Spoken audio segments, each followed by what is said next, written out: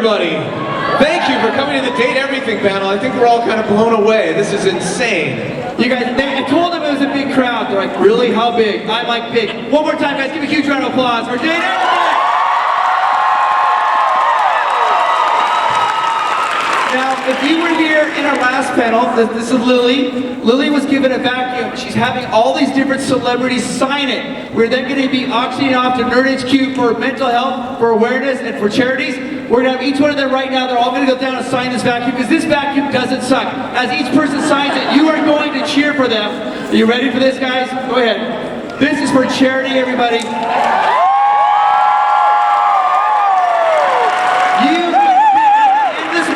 This will probably have over 50 celebrity signatures. You give the bid on it. It goes to charity. It helps for mental health awareness and mental health. It's the most worthy of causes.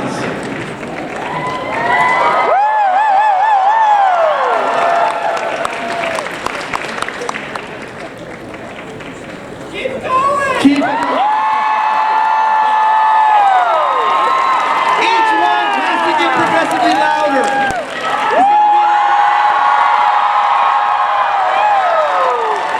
And now we're going to go as loud as we can.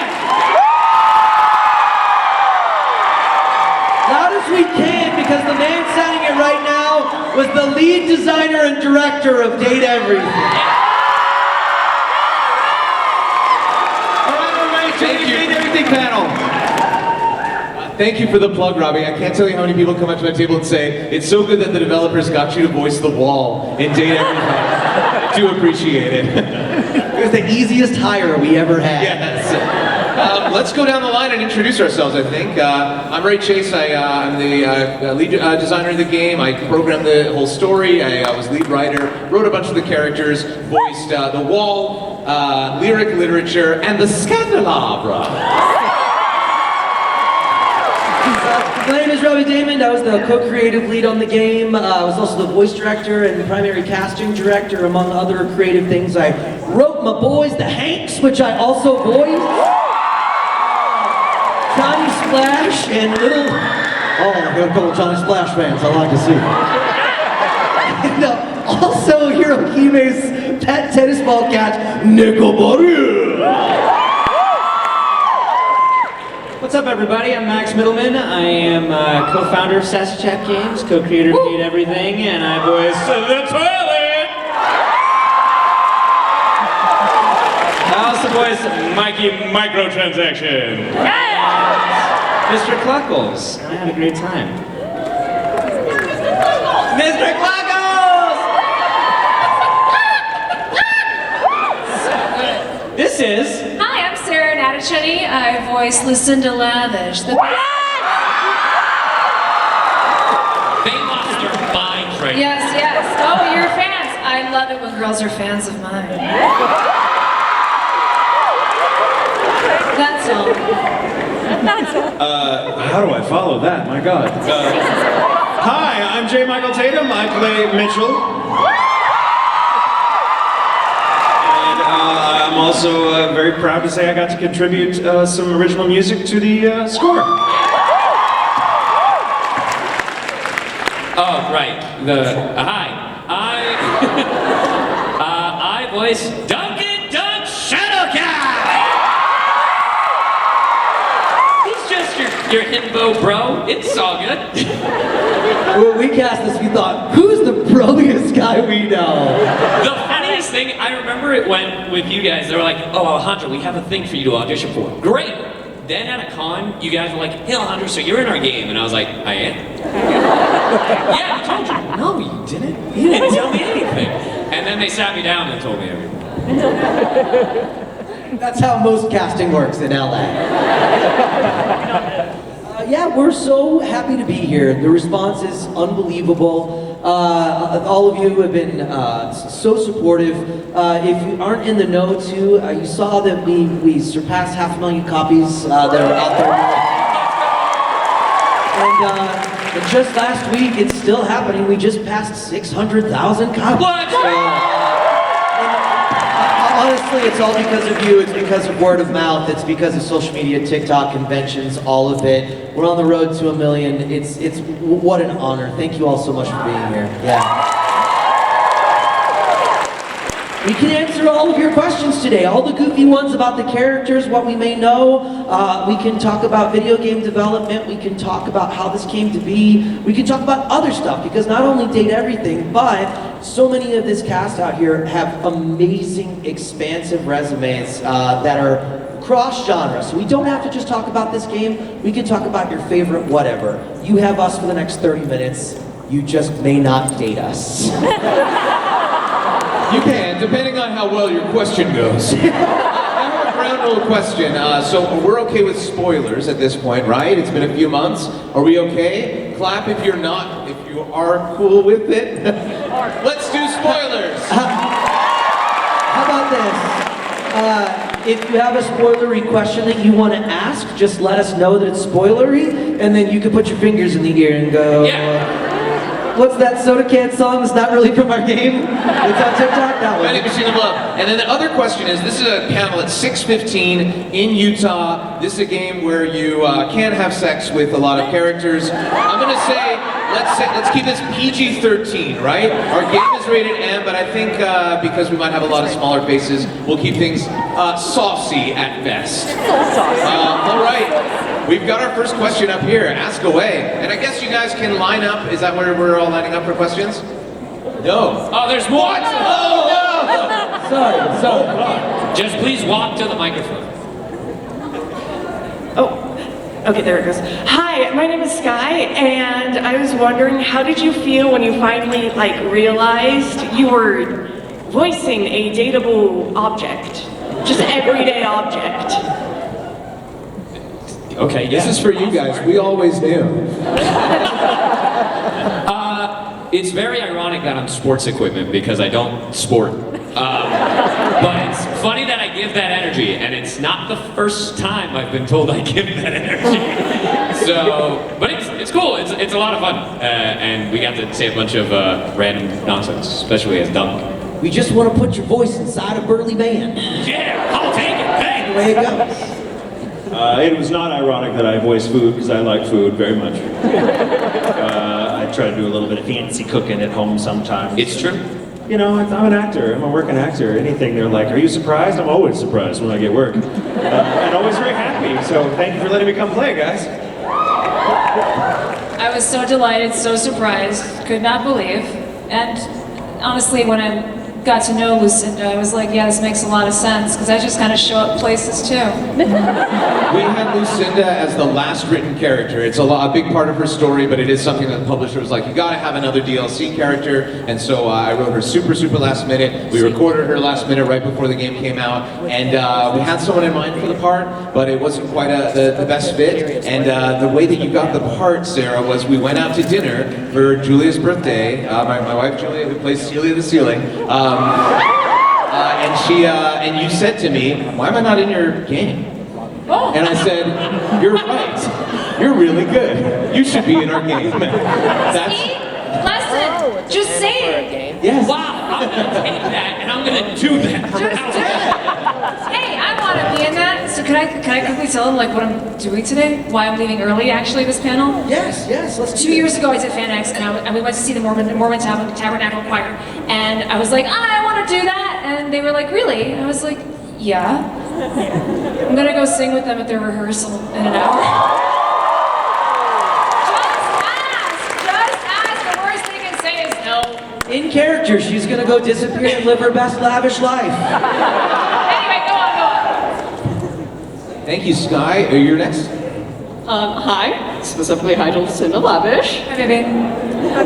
My name's Ray, and I was wondering, how do you feel about the other characters in the game? Who do you want to romance, who have you romanced? Who do you hate? Flux. I don't really care about anybody in the game, do I? You say Lux? Yeah. Oh, Lux, yes. Lux is low-key meant to be hated. Lux is really beautiful. Do we have any Lux lovers in the house? Lux lovers? Luxies, where are you at? Where the Luxies at? Michael Lors and I actually came up a little bit together many years ago. And this is how we like reconnected through your game. So you guys are just changing my life. In good ways, in good ways. Thank you for your question. Oh, I love your cosplay. That's incredible. We have a Jacques Sparrow. Is that our first Jacques Sparrow? That's incredible. Top tier. Look awesome. My question is, if you could choose one character in the game to realize, who would it be? Who would be a real character who you want to actually come to life? There are drastic implications of what you just asked. But all right, we'll answer. The best one, canonically, the best character is Dishy to realize. He is a villain, but when he comes to life, he like makes the world a better place. He just wants to optimize, improve. He like fixes the environment. He's the best lad. I'd say I bring Dishy to life. Sophia the Safe for my own personal reasons. She becomes a bank robber. Yet for my own personal rich and dominated, I'll take it.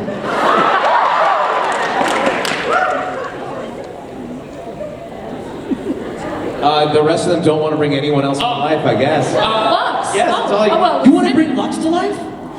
Is that bad? Is that bad? I mean, I too want to meet Lucinda Yeah. and hang out with her. Good question. I'm trying to think of a different answer now.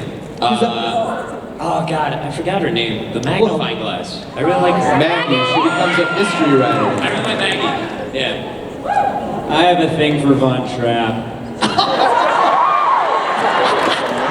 You never have pests in your house. It'd be perfect. I like your toilet too. Data everything, so it's like You like the toilet? Yeah, is that sounds weird? interesting. And canonically, Ray, would you say that Von Trapp is the best lover? Yeah, that's what I was about to say. Yeah. He has that line with, I can do all sorts of things with these fingies. It's hilarious. And lose this because I saw Oh it. no, toilet. Toilet.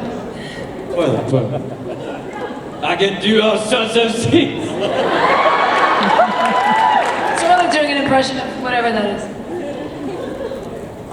Ask away. For the record, Robbie, I agree with you on Sophia the Safe. My name is Darcy, and I just wanted to say, like, as a polyamorous person, this game made me feel super represented, and I know it's incredibly diverse with, like, such a huge, like, you know, again, as someone plus size as well, and I know a lot of other people felt seen by this game. So what was your experience creating such a vast, diverse array of characters?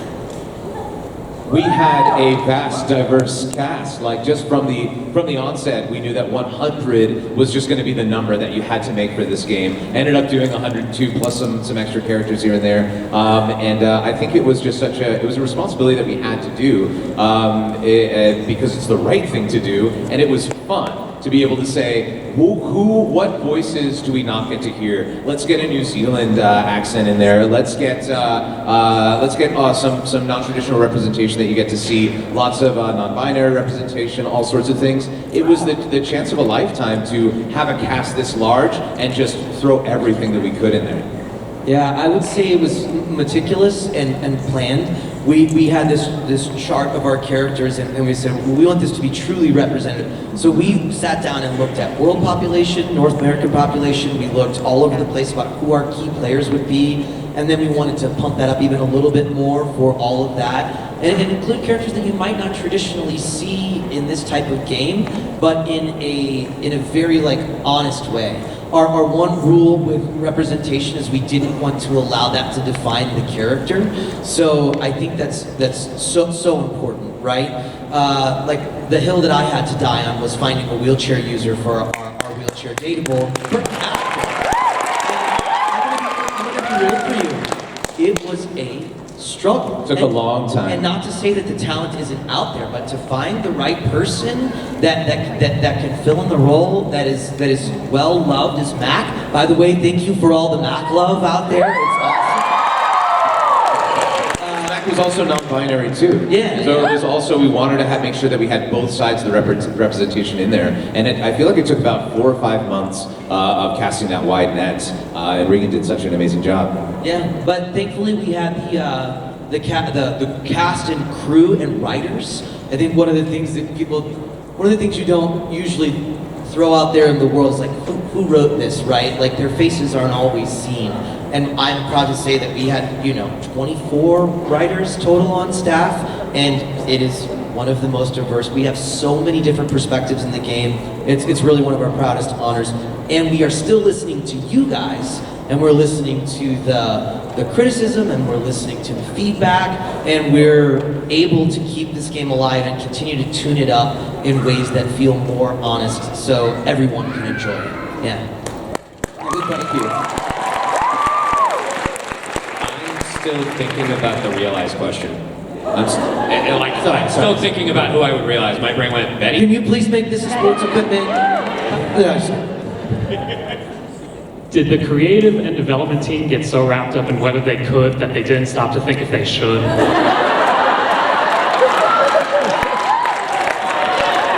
What have we created? I don't know, as the cast, did you ever be real with me? Like, come on, let's be real in front of a couple thousand of our friends. Did you have, real talk, any trepidation accepting a dating sim with this background? Be honest. I'm surprised it wasn't done before. Okay. Like, that's my genuine answer. As someone who plays a lot of video games, especially like a lot of I know the new term now is friend slop. This isn't a friend slop game, but like just those different types of games. Like, I mean, most recently, the most popular, one of the more popular things is Water Park Simulator. But like, I'm surprised, but I don't think it would have been to this level.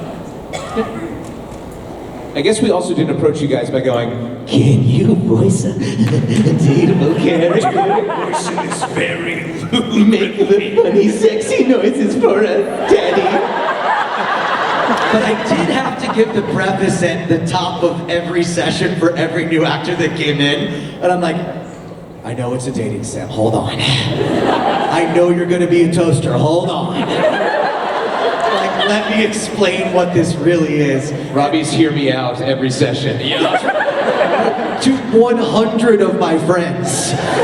And eventually, once they stepped into the studio and started looking at the script, immediately they were like, oh, okay, I understand what this is. Actors are pretty savvy, for the most part. Thank you. It's a fantastic red shirt you're wearing. Thank you, Marty. I hate to be a disappointment. I have to go. No! I love you. I'm sorry. Say goodbye. Just this? Goodbye. The serenade. I'm leaving my first date everything back. I'm making a really big deal about it. It's wait for water. Love you all. Thank you so much. I love you. What happened was someone in the crowd didn't pay for the DLC. Yeah, that's only $8. How dare you? At the count of 3, we'll go 1, 2, 3, break a leg for Sarah. Ready? 1, 2, 3, break a leg! Thank you. Mormon Tabernacle Choir director. Okay, bye. Sarah just got realized into the Mormon church. Dolly the Dust Bunny has a question. So what's your favorite experience that you've had since you got the opportunity to work on this game and voice for it? There was a con I went to, I think it was FanX Boston, and there was a fan that just straight up had a I love Duncan shirt. I think I sent it to you. Yes, that's right, yeah. Yeah, and I think you guys were doing the Date Everything panel, like at that time. It was... Oh, it was the I love my boyfriend meme. Yeah, but it was Duncan. Yeah, exactly. Yeah. You were in the middle of the panel. Yeah, you guys... And you like Sixth Sense texted that to me. Yeah. And I'm like, bro, you'll never guess where we are. That was awesome, yeah. It was super fun to get to voice in the game. I mean, Mitchell wasn't terribly challenging because it's just me. There was no acting involved. But for me, the really cool experience, because it's the first and maybe only time I'll ever do it, was getting to contribute to the original soundtrack, because I've been dabbling in classical style orchestral composition for a few years. It was my pandemic hobby. Some people made sourdough and wrote music. Nerd! No, kids, you're not wrong. Yeah. Now I also make sourdough. Eat it. No, kidding. So, and Ray and I had bonded over our passion for piano music, especially years ago. And so Ray just hit me up out of the blue one day. Literally, Brandon, my husband, and I were looking at a wedding venue, and I get a text from Ray being like, and it was literally like, yo, Tatum, do you happen to have a piano concerto just lying around that we could use? And I was like, what? Yeah? And I'm very self-conscious. I don't put my music out there very much because I'm still learning, I'm still doing it, I'm very shy about it. And Ray convinced me to contribute to the score, which I had a delightful time doing. And then the experience of getting to hear it fully produced was like amazing. So, Well, the soundtrack is out there in the world. Tell the people what songs are yours or which ones. Oh, are yeah. yours. Yeah. I'm on Spotify now. I wrote the theme music for Keys, the piano, the music. Yeah. I wrote the little concerto, the mini piano concerto that I believe is unlockable if they like you. And I wrote Art's theme and Daymond's. Daymond's theme, the really creepy one, yeah. Yeah. Did amazing, dude. And it was a ball. It was my first, sorry, I never cashed the check. I just It's put it true, in he's frame. there. So if you're accountants, yeah, and most of the listens are me listening to it. Nobody wants to be lonely on the toilet. I'm sitting next to Max. Wait a minute, everybody wants to be lonely on the toilet. I don't know what kind of public restrooms you're going to, Robbie.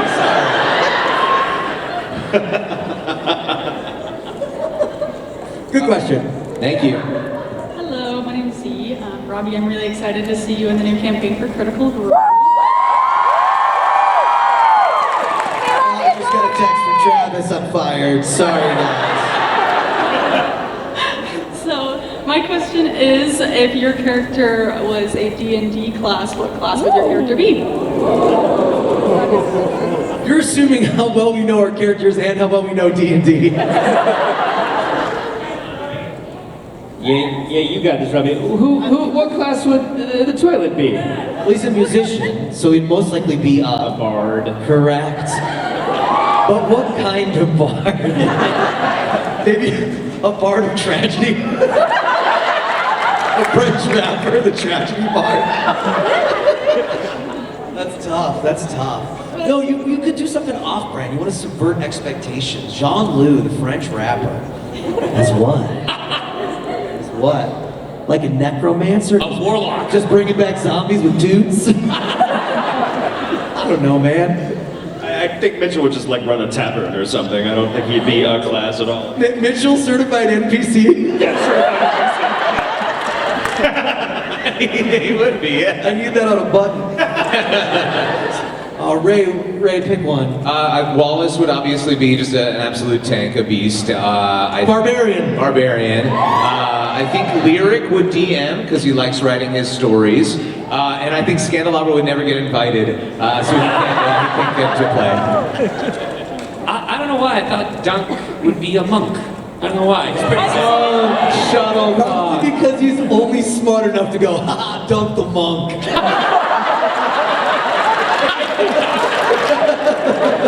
That's it. He's not meditating, he's just checked out. He has no build. He just shows up with a white piece of paper that says dunk the monk on it. Wow, he's so present. He's so in the moment. Yeah. I think the Hanks would be 5 kobolds in a trench coat. Good question. Great question. Thank you. Hi, I'm Bug, and I'm sure you've been asked this before, at least like Ray and Robbie, but outside of the character you voice, if you were made into a dateable, what object would you be? Also, big fan, Robbie. We should answer for each other. This is how well we know each other. Wait, what would we actually be? What would you be? Oh, not like the fantasy, like what would I want to be? What would I be? What would you actually be? Oh boy. This could get real mean real quick.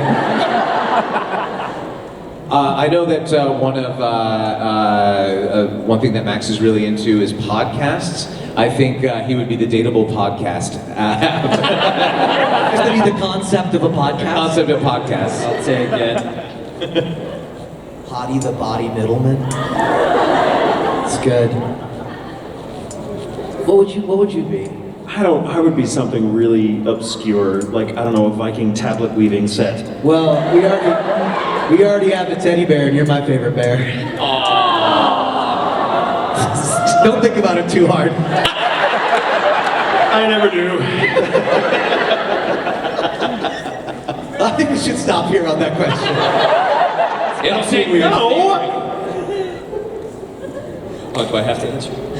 No, we won't have time for anybody to I feel like answer. it'd be a suitcase because of how much I've been traveling. You could consume. Yeah. It's like a nice, like, hard shell. God, I hope so. Beat me down, that's what I'm thinking.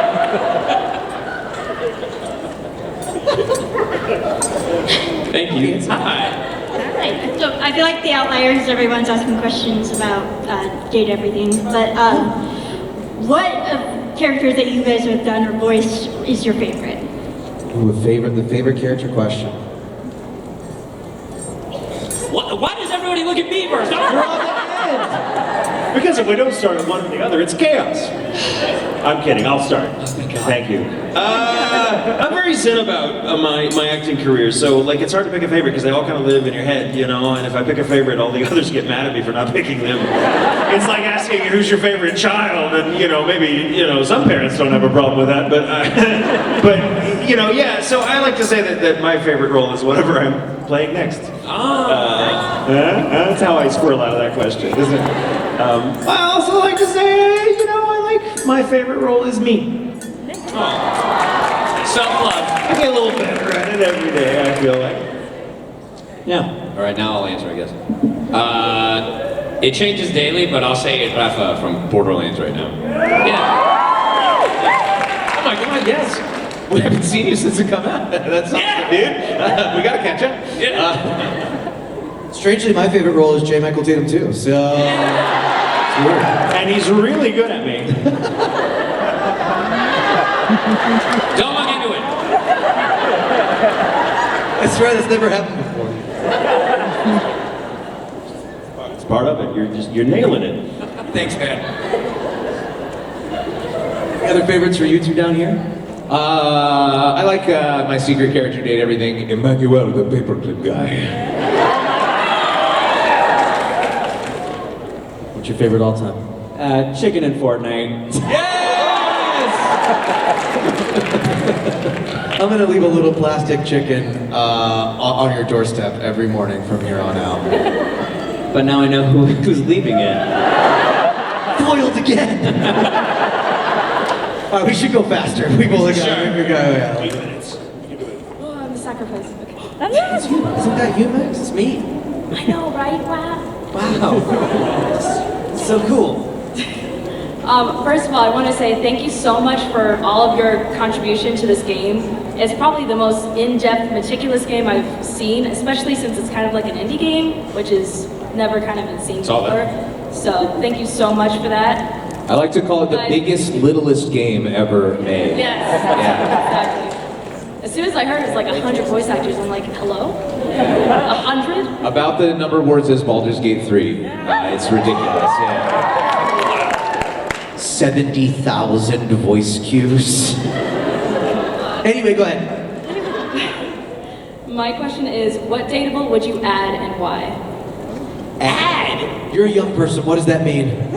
What, like on Snap or something? I think she will add to the game, right? Yeah. Oh! Okay, good. Oh, of course! More objects. Yeah, no, I knew that's what you meant the whole time. Yeah. You're on the spot. I don't know, dude. Something specifically like the Cuban coffee maker. I don't know, because that'd be different, I guess. I know you guys have a coffee maker, but it's like, you know, make a different variant. That's an interesting idea. We haven't done one where it's two characters competing for the same thingness of it. Where someone's like, I'm Bradley the bed. And you're like, wait, sometimes it's Bradley, sometimes it's Betty? No, I've got it. Interesting. Is this the sequel? What's going on here? I'm Murphy Bed. And he's a Murphy Bed. Murphy! They don't like each other, they're just different enough. He came up with the name for the sequel. Copyright! Too late. It just should be called Date Everything Else.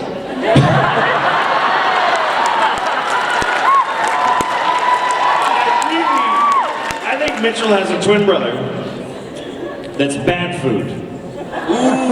Also voiced by me. After you eat in or whatever, or something. Oh, no, oh yeah, like Mitchell has a twin brother, but it's food poisoning. We'll workshop it. We'll workshop it. Matt is looking at me like, shut up, Tatum. You're ruining this! Penelope, you look amazing. Thank you. I just had a quick question. What's a dateable you think is criminally underrated? Oh my God, criminally underrated datables, absolutely. I mean, I certainly have a lot that I'm like, where's our Titus fans at? Where's our Winifred fans at? There's a bunch. Willie's another one. I wonder if it's because they're at the bottom of the alphabet sometimes, I think. That sometimes where our less popular characters are, I don't know. Bodie Windbreaker, man, my boy. Bodie, man, he gets his whole world turned upside down. He's just a sweet, simple idiot. I don't know if he's underrated, but I really like the board game that's played by Brendan. Parker is popular. He's doing just fine. Yeah. Sure, yeah. Okay, well. Good questions. Hey guys. Hello! Hi. So with the amount of so many voice actors in this game, did it ever come across, was it ever part of the plan to say, this game is a love letter to voice actors everywhere?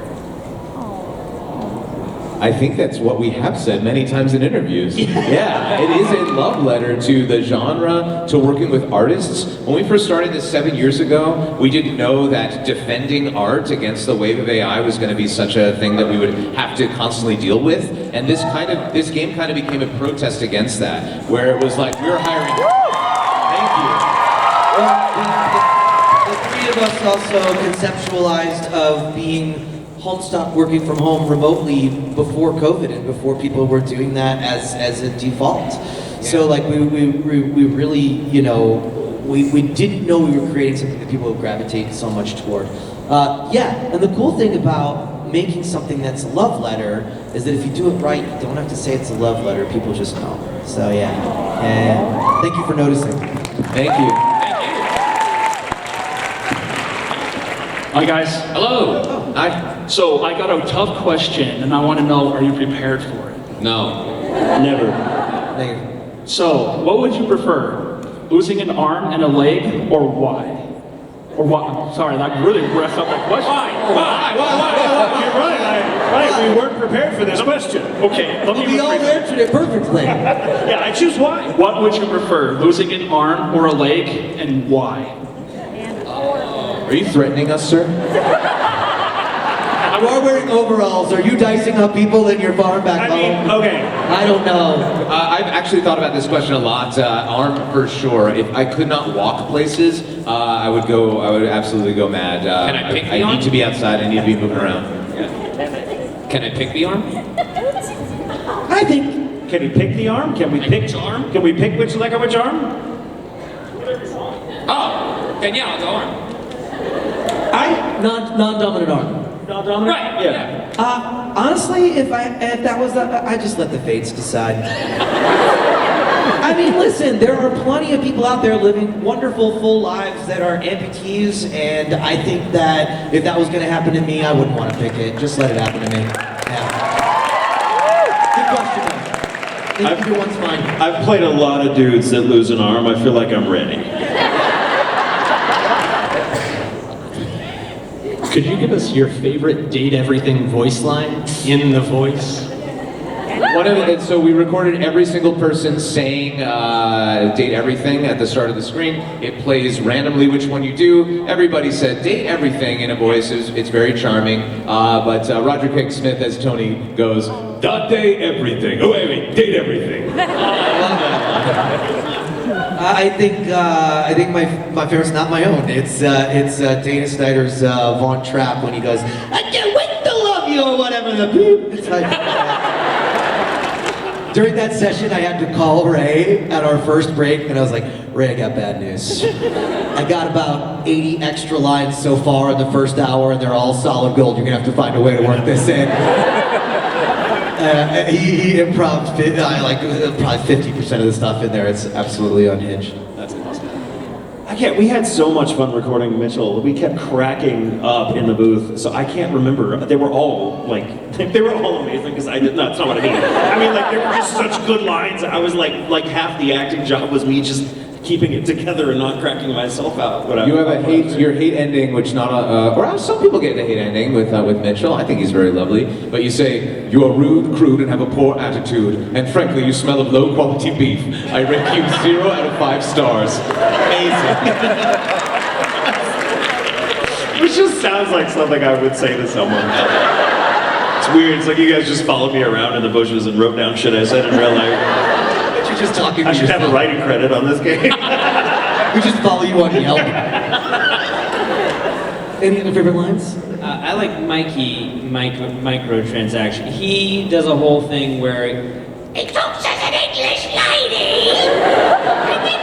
And then he talks like this and he goes more bundles. If you have over 60 brundles that you try to spend at once, he has to go find some more. He leaves the screen, and it's an extended monologue that Max did where he plays a bevy of off-screen characters when he's trying to get more brundles for winter.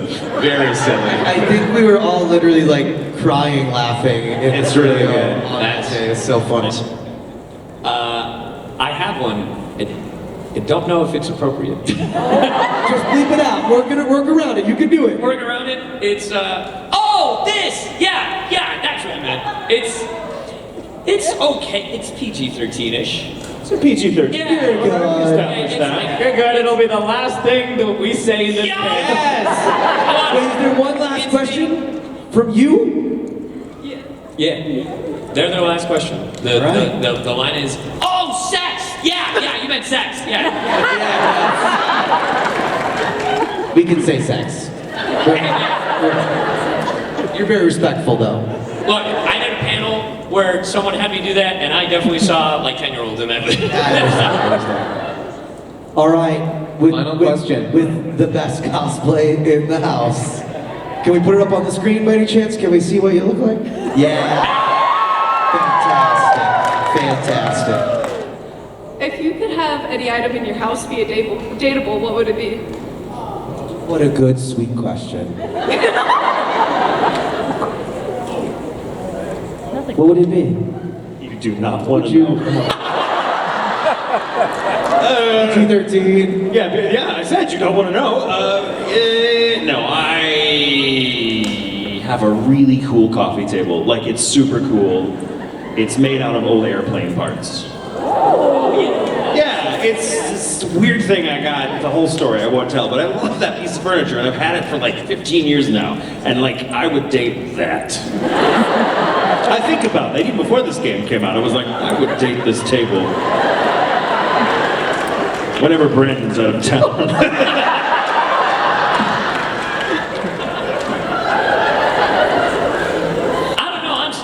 Half the things in my house, so I'm gonna say nothing. Currently at this house. You are such a loyal man. Do you have anything you want to come to? My really soft wool rug in my living room. Oh, a rug. Yeah, a nice soft rug. Ray, do you have one? For me, it would be my wife, so I could fall in love with her again. Gross. You know my answer. This is a real answer. I got a 600-pound safe in my office, baby. Thank you for coming to the Date Everything panel. Give a huge round of applause for the Date Everything panel right here.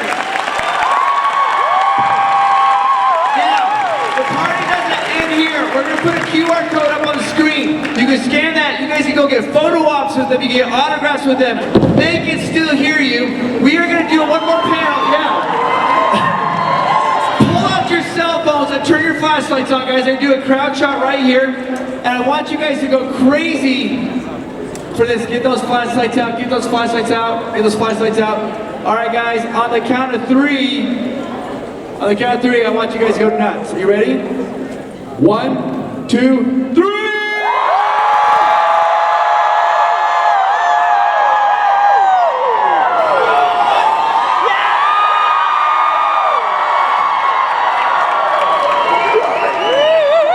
Again, want to talk with them, get an autograph or photo with them, then you guys can go ahead. Ready? We'll put the QR code right up there, get the QR code, and you can go get an autograph with them or photograph, and they can still hear you guys. Was that a fun?